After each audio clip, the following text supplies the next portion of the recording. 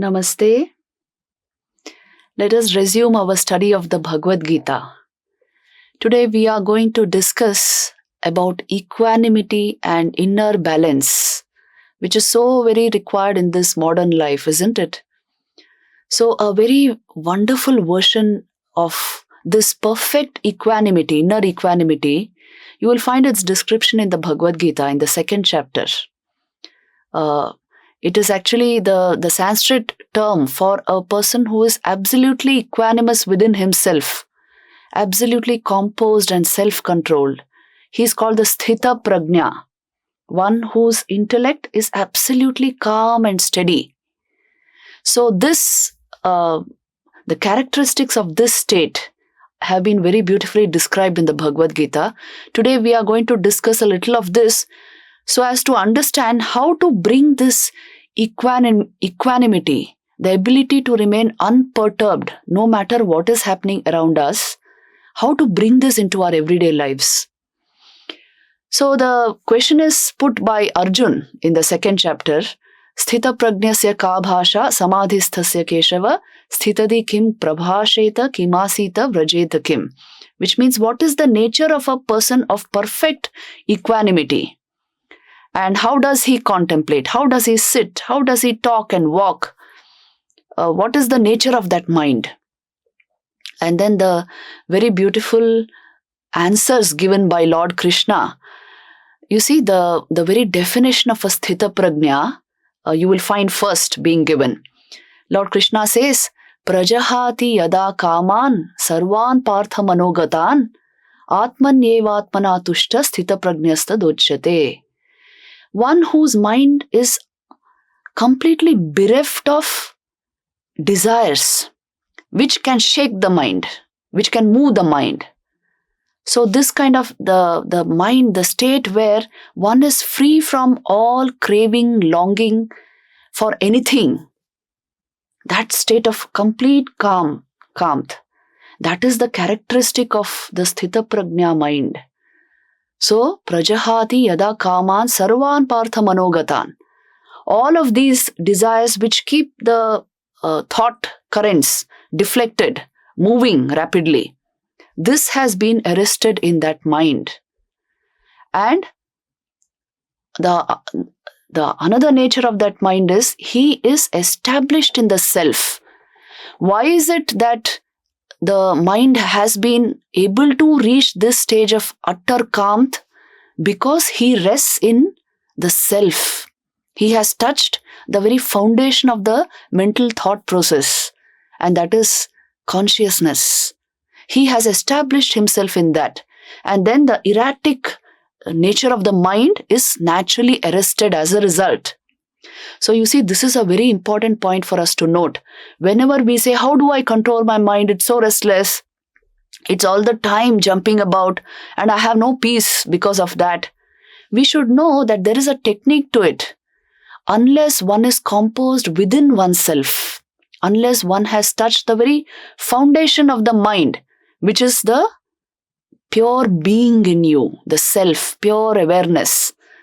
Unless one has touched that, the mind cannot be completely brought under control like this. It cannot be made bereft of desires. So you see, these two go together. One who has established himself in the self maintains a perfectly equanimous state of mind. And such a person is called a Sthitaprajna. And then he has these wonderful characteristics again. Dukkheshu anudvigna mana. Sukheshu vigata sprihaha, vitaraga bhaya krodha sthitadhir muniruchyate. Lord Krishna says, which means dukkheshu anudvigna mana, one who is not shaken by sorrow. If the mind suffers a negative experience, he does not plunge into sorrow. Somewhere he has been able to detach from the thought process, so he sees the thing as it is. He may feel the truth of that negative experience, but he does not agonize due to that. He does not get dissolved in it. He remains steadily calm, even in a state of great sorrow. And Sukheshu vigata sprihaha. He is detached even from the fleeting joys of life. He may appear to experience them. He smiles, he laughs, he is perpetually calm and happy, but deeply detached from all these fleeting, superficial experiences of life, because there is such a deep level calmness that reigns in him that he has naturally distanced himself from the changing joys of life, the changing moments of life. So this is the characteristic nature of the Sthita, one whose intellect rests in the self. And so he is Vitaraga Bhaya Krodha. In him he has been purged of rag, attachment, bhaya, fear, krodha, anger. All these negative tendencies do not exist in him. You will not find him sharply retaliating. You will not find him distressful or distasteful. You will not find him angry, and you will not find him lusting after something. He has quelled his passions. He has found the deep core of pure existence. So how will he give in to all this? So Vita Raga Bhaya, he has no fear. His natural nature is he is fearless. In fact, he alone is able to enjoy life because he is free of attachments, he is free of fear, he is free of anger. When you are enmeshed in these, tell me, how can you enjoy life? So that is why one whose intellect rests in the self, one who is well established in self-knowledge, he is the Sthitaprajna. Prajna is the higher intelligence, or you can say awareness itself. That when it rests in its very source, then one becomes a Sthitaprajna. So actually it may appear like a very elevated state of consciousness, but if you explore and see and check your own mind, you will see your mind is yearning for this state. A sattvic mind yearns to dissolve into its source. So the Sthita, that is why the Sthita Prajna state has been described in so many words in the Bhagavad Gita. That is the goal of all developed humanity. It is the goal of all those who have understood the limitations of the mind. Then how to attain this state? So for this also, the answer is given in the Bhagavad Gita itself, in the same chapter. How to attain this state? What is the first steps we should take? So what appears to be the siddhi of the siddha will become the sadhana of the sadhak, which means the characteristics which the Sthita Prajna shows, they are to be practiced in our life.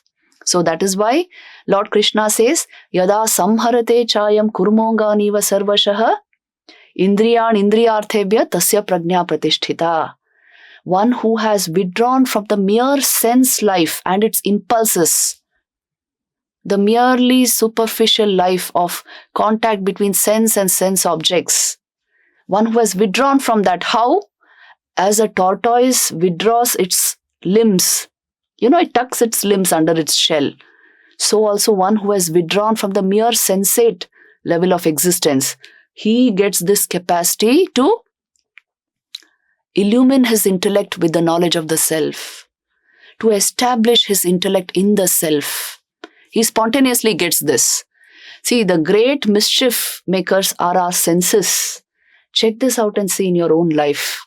We may be blaming other people, but the actual fact is our senses are uncontrolled. And it is very clear in the Bhagavad Gita. In fact, this is the message of the Bhagavad Gita. Vashehi yasya indriyani tasya prajna pratisthita. One whose senses are under control, his intellect is well established in the self and not otherwise. The senses draw us outward. Look at the normal level of perceptions in human beings. Because of the overactivity of the senses and completely uncontrolled mind, the senses are constantly hungering for experiences in the outer world. So the very eyes can show that. The chanchalya, the restlessness in the eyes, it is searching for experience in the outer world. This fact has to be cornered, understood, and inner purification has to be attained for us to overcome this state, where the senses are restful, the senses are calm, the senses are illumined by the inner light, and they are not hankering for outer experiences, for contact with sense objects. This is the very first step to controlling mind and to self-knowledge. So this is what is being said. You see, when the senses become calm, restful, and well controlled, they are withdrawn as it were within and not turned outward, then one gets the capacity to transcend them, to remove their constant rush outward, and then one gets the ability to stabilize one's mind. So then the prajna becomes very stable. The higher intellect becomes luminous, it becomes stable, and it gets established in its source, which is pure consciousness.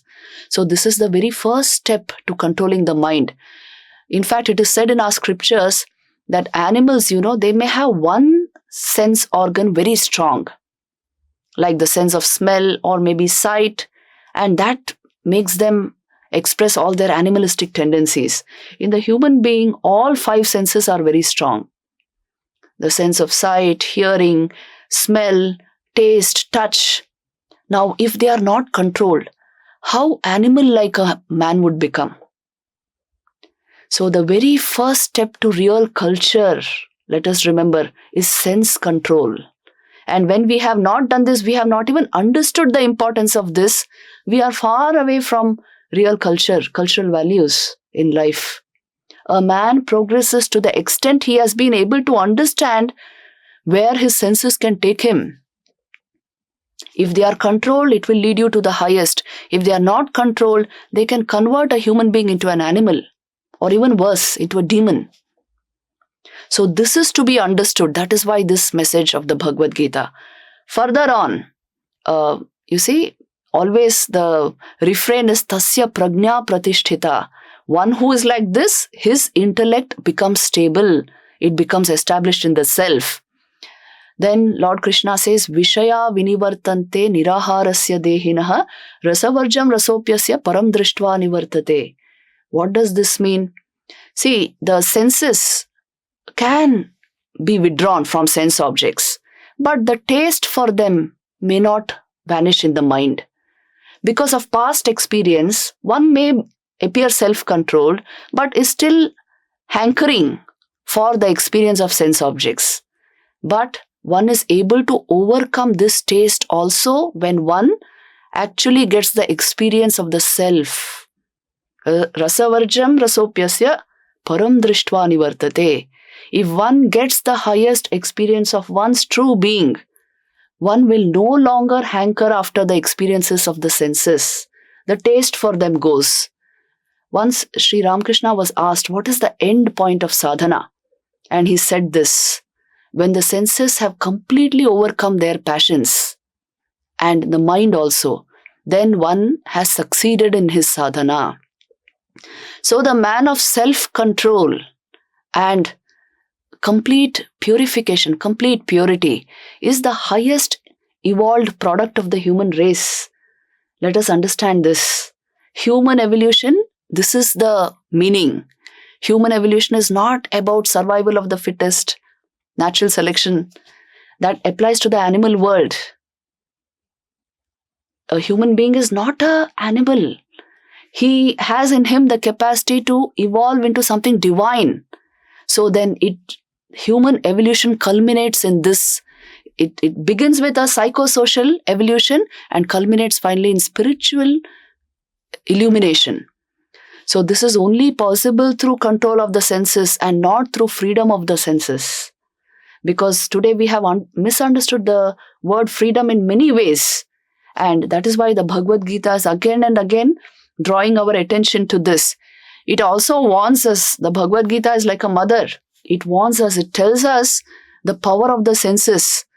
You see, this particular verse in the Bhagavad Gita, Indriyani pramathini haranti prasabham manaha tani sarvani sanyamya yukta asita matparaha.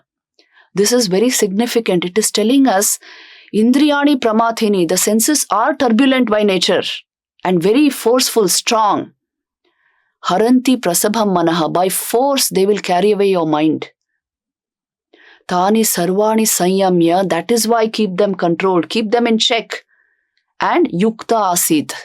Then you will get the capacity to connect with your source. That is the meaning of yukta. One who is joined to his source, as it were. And to him, to such a one, he will be matparaha. He will be immersed in my divinity. He will be immersed in me, Lord Krishna says. So the word yukta is used again and again in the Bhagavad Gita just to tell you deep inner connection of your mind with yourself is required for the stability of the mind, for the control of the senses. You begin by controlling the senses, but then gradually you will see it is to do with stabilizing your intellect. If that stands on a very stable platform, then you can function marvelously in this world. Today, when we ask the secret of success essentially lies in building yourself, in understanding how your system works and using it towards your goals in this proper manner. And as long as we give a completely free rein to our senses and mind, when we ourselves are uncontrolled, don't think you will achieve success anywhere in life. Because a man who is not in control of himself, what can he ever control in life, tell me? So this is the great message of the Bhagavad Gita. The most essential part of human evolution is this: when your psychosocial evolution culminates in a spiritual vision, in a spiritual understanding, in establishing you in your true self, and not keeping you in the clutches of an unruly mind and unruly senses. So this is the very culmination of human evolution according to the Bhagavad Gita. And then how is this to be practiced? Through repeated self-control, practice of self-control. That's why the Gita has verses like Ya nisha sarva bhutanam tasyam jagrati sanyami yasyam jagrati bhutani sa nisha pashyato mune, which means that which is day for ordinary people, that is night for the yogi. And that which is night for ordinary people, that is day for the yogi, because he has awakened into deep inner awareness. And this is how he will use his time. He will use it to plunge deeper and deeper into that awareness. And that is why day becomes night to him, night becomes day. Also, there is one very beautiful verse which shows the nature of the mind of the Sthitaprajna. Is he not touched by anything in life? Is he not moved by any desire? So for that you have this beautiful verse in chapter 2 again. Apuryamanam achalam pratishtham samudra mapa pravishanti yadvat tadvat kamayam pravishanti sarve sa shanti mapnoti na kamakami. Who is it who attains real tranquility and peace in life? One who is like the ocean, into which streams may enter, rivers may enter, but the ocean remains full always, isn't it? Untouched, unmoved. It is full and self-contained. It does not show turbulence, isn't it? Very turbulent rivers may enter into it, but still the ocean remains full and as it was, because it is so vast. So also your awareness is so vast and profound that anything entering into it, if you have touched that awareness, anything entering into your mind will leave it unmoved, untouched as it were. The Jnani, the man of realization, he may appear to behave like an ordinary man. He has his likes, he may prefer something, he may not prefer something, but it's only the superficial thing in his mind. It is a superficial response in his mind. Deep down, he's absolutely composed and stable. And you can see that clearly from his personality. So then this is the ideal state to be attained if one would become a Sthitaprajna, a man of complete equanimity, equanimous mind, and great inner stability, unperturbed by all the changing vicissitudes of life. Untouched. You see, what we actually dread is change, isn't it? Because change requires adaptation, and that requires change in oneself. So this most people are not prepared for. But for the Sthitaprajna, he is in a state of such inner calmness and stability, any change is welcome. He understands that all outer changes will come and go. But deep within him is an ocean of awareness which is ever untouched and unperturbable. It cannot be touched by anything.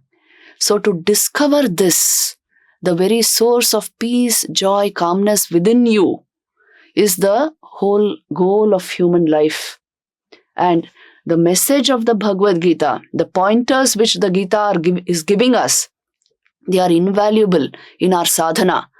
The essential thing is learn to control the senses and not give in to them. Learn to handle your mind and not giving into it. And learn to remain detached from within and use these as your instruments, and you can do anything you wish in life because your instrumentation will be in your hands. Touch that source of complete equanimity and silence within you, because if you have touched that stillness, you will perpetually be calm, and as a result you will be able to function best in this world because you are not carried away by anything. You are so stable within yourself, you will be perfectly reliable. You will essentially be the perfect leader which the world wants. In your own workplace, you will be a leader. So in leadership models today also, we are giving these verses. This is the ideal human state to be attained by any developed human mind so that we achieve the most out of our life. This is the Sthitaprajna ideal of the Bhagavad Gita. Om Shanti Shanti Shanti.